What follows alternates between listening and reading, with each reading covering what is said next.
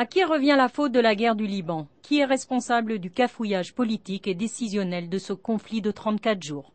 Dans la soirée du 12 juillet 2006 à 20h au ministère de la Défense à Tel Aviv se prépare une réunion décisive.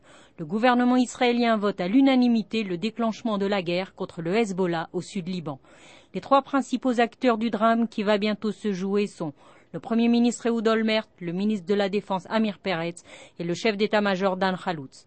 Mais ce trio à la tête des échelons politiques et militaires est-il vraiment compétent pour mener à bien cette guerre? Par le jeu stratégique de la proportionnelle et des alliances de coalition, le Premier ministre Olmert a nommé quelques mois auparavant comme chef de la défense Amir Peretz, ancien syndicaliste, sans aucune expérience du pouvoir ou de la guerre. Olmert lui-même, comment a-t-il pris cette résolution grave? Qui a-t-il consulté? Selon certains responsables, personne. Il aurait fait confiance à son chef d'état-major et à son plan d'attaque aérienne avec l'emploi limité de commandos spéciaux destinés à faire cesser les tirs de roquettes du Hezbollah sur le nord d'Israël. Mais Olmert n'est pas au courant que dès 2003, les conclusions de la Commission des Affaires étrangères et de la sécurité de la Knesset désapprouvent une telle tactique. Le Premier ministre semble pressé, très ou trop pressé d'agir, même si le plan militaire n'est pas clair en dépit de tout. Dès le 19 juillet, à peine une semaine après le début de la guerre, des divergences apparaissent au sein des différents services de renseignement entre le chef des renseignements militaires et le chef du Mossad concernant le pouvoir de nuisance de Nasrallah. Omer réunit Peretz et Khaloutz alors que la situation semble critique. Il s'agit de prendre une décision quant à la continuation de la guerre ou pas, et de quelle façon. Mais le ministre de la Défense n'exprime pas de position tranchée. Olmert n'a pas d'expérience dans ce domaine et donc décide de ne pas prendre de décision.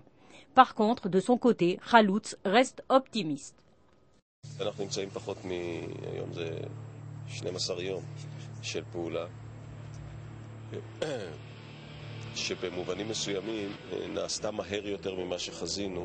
Le chef d'état-major est convaincu et persuadé que son plan est imparable. Une action aérienne est claire.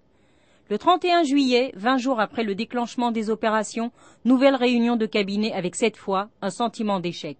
Certains accusent Khaloutz d'être déconnecté de la réalité. Le chef du Mossad affirme que le Hezbollah n'est pas affaibli et n'a pas perdu sa force de frappe.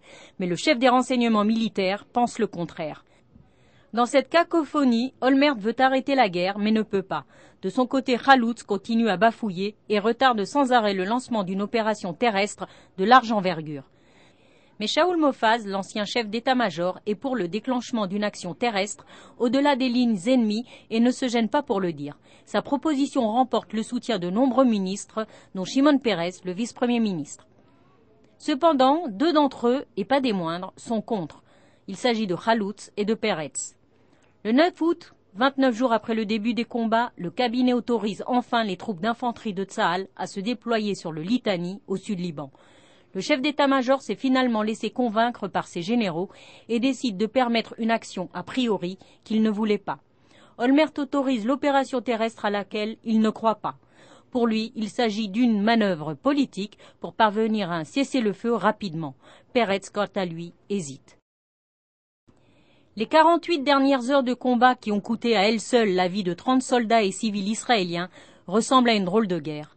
En fin de compte, que ressort-il de ces erreurs stratégiques et politiques? De hauts responsables proches du gouvernement confient que l'échec est militaire, mais que le lourd poids de la faute revient au Premier ministre. Il aurait dû arrêter plus tôt la guerre à laquelle il ne croyait pas.